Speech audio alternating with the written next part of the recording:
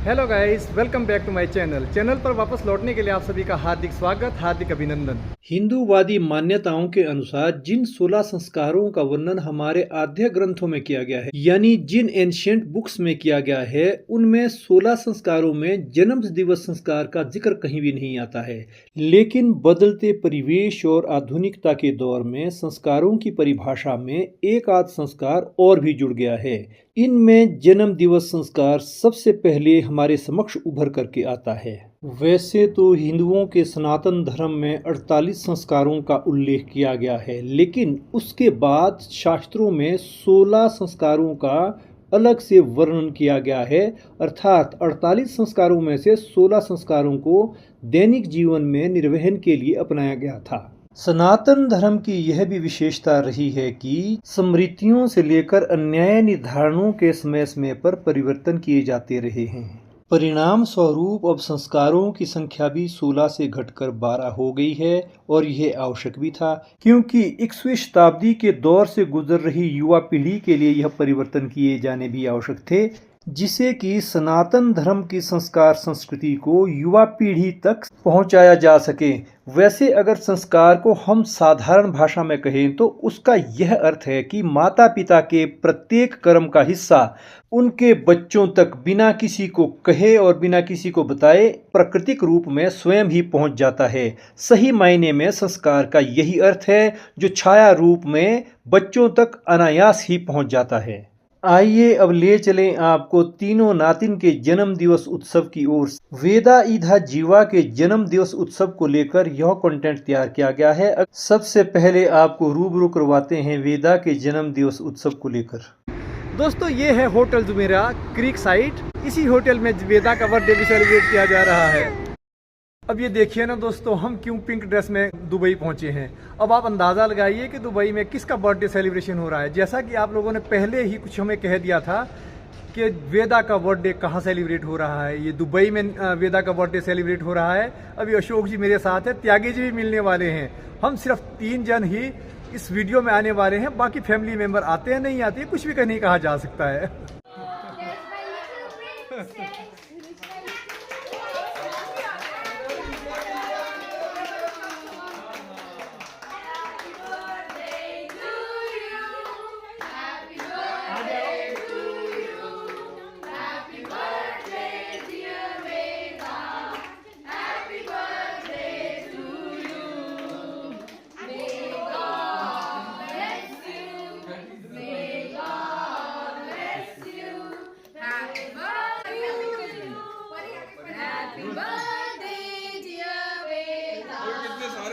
इसको ये वीडियो को बताओ। ये उन्हें बनाओ, इधर जी को बनाओ।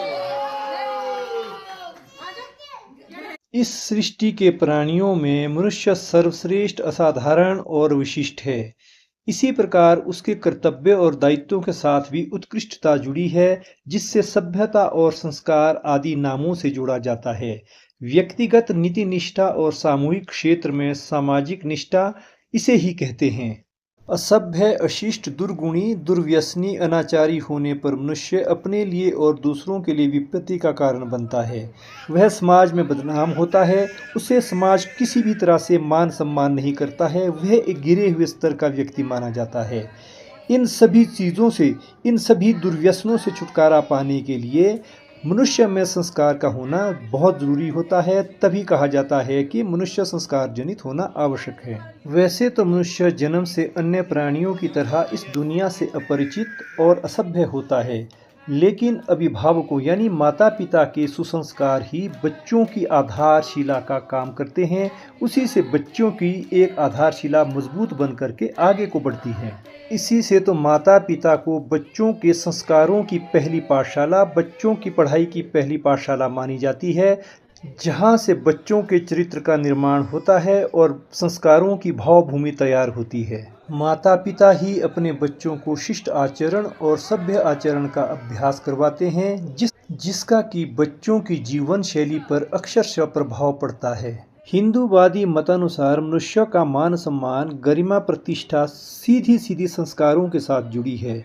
जो व्यक्ति संस्कारों से सुसज्जित होता है, उसकी समाज के हर क्षेत्र में पूरी प्रतिष्ठा और मान सम्मान होता है। हर व्यक्ति उसको इज्जत कदर की नज़र से देखते हैं और सारा समाज उसको एक इज्जत भरी नज़र से देखता है और पूरे मान सम्मान के साथ उसके साथ व्यवहार करता है। इस नॉलेजेबल और इन्फॉर्मेटिव कंटेंट के साथ साथ अब वेदा की किलकारियाँ भी ज़रा सुन लीजिए। वेदा किस तरह से अपनी खुशियों का इजहार कर रही है। अब तुम्हारी अम्मा की तरह तो नहीं दे पाऊंगी, but this is for you.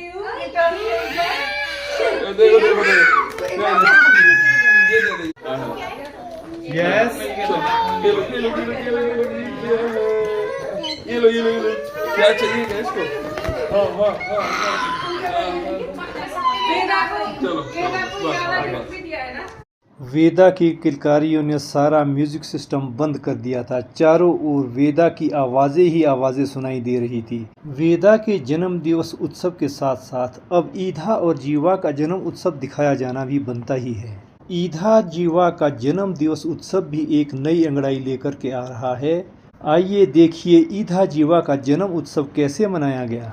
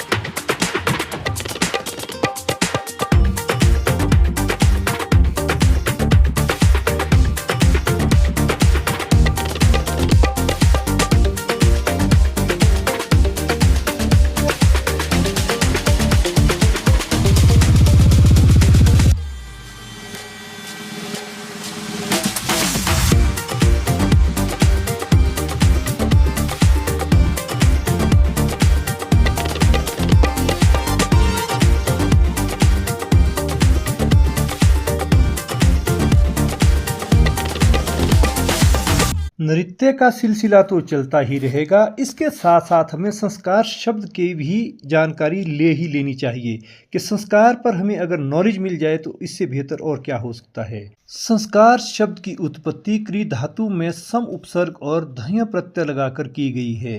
इस शब्द का उपयोग शिक्षा, संस्कृति, सौजन्य, अभिव्यक्ति, व्याकरण शुद्धि, संस्करण और शोभा आदि अनेक अर्थों में हुआ है। अंग्रेजी में इसके लिए सैक्रामेंट शब्द का प्रयोग करते हैं। फिर भी ये सभी शब्द भारतीय संस्कृति के संस्कार शब्द के उस व्यापक अर्थ को स्पष्ट नहीं कर पाते जिसके माध्यम से व्यक्ति के शारीरिक, मानसिक, बौद्धिक व आध्यात्मिक शुद्धि के साथ साथ धर्म से जुड़े सभी कार्यों को निभाया जाता हो।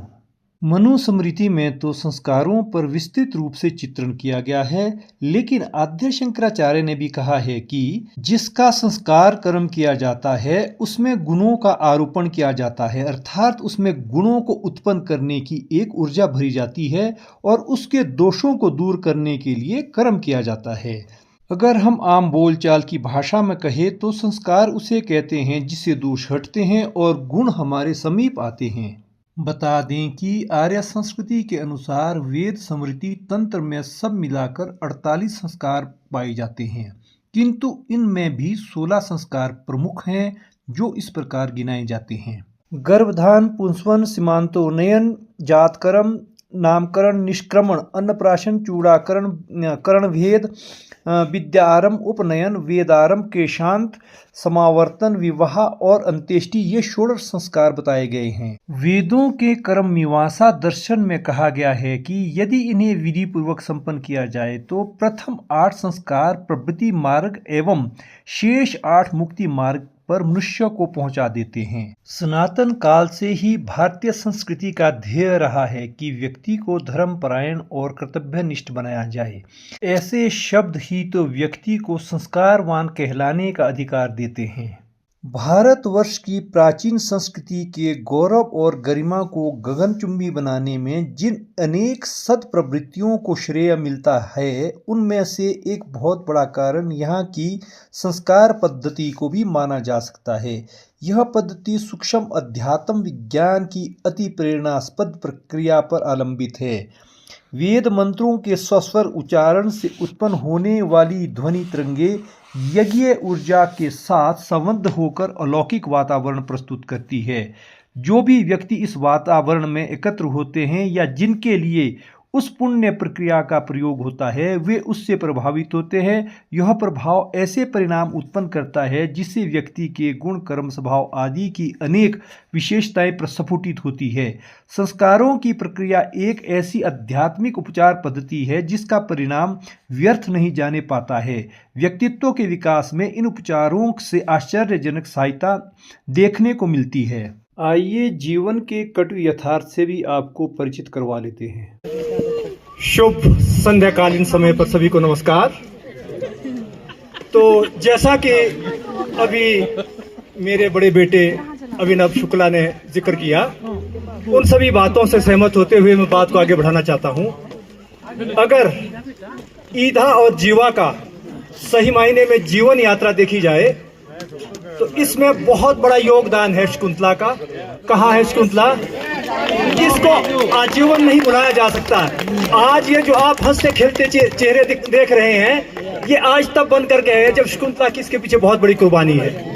इसने दिन को दिन, रात को रात कभी नहीं समझा। सिर्फ इसको यही 2 बच्चे दिखे दिन और रात, रुबीना और अभिनव। कितना भला माने कितना बुरा माने इससे मैं अभी तक सहमत नहीं हूं। अब बाकी इन पर निर्भर करता है। इनके लिए, क्योंकि ये फिल्मी जगत के लोग हैं, इनके लिए 2 पंक्तियां कहना चाहता हूं। देखिए, ख्वाहिशें तो सबकी होती है कि अच्छी हमारी कमिंग जनरेशन हो, सब कुछ हो, लेकिन इनके लिए 2 शब्द ये है, ख्वाहिशों के काफिले कुछ अजीब होते हैं। ख्वाहिशों के काफिले कुछ अजीब होते हैं, ये गुजरते वहीं से है जहां तंग रास्ते अजीब होते हैं। ये था 3 नातिनों के जन्म उत्सव को लेकर तैयार किया गया कंटेंट। यह कंटेंट आपको कैसा लगा कमेंट बॉक्स में अपनी राय लिख लेना। अगर आपको ब्लॉग अच्छा लगा हो तो वीडियो को लाइक करना और इसे शेयर भी करना। अगले व्लॉग में आपसे शीघ्र ही मुलाकात होने वाली है। तब तक स्वस्थ रहिए, मस्त रहिए। जय हिंद।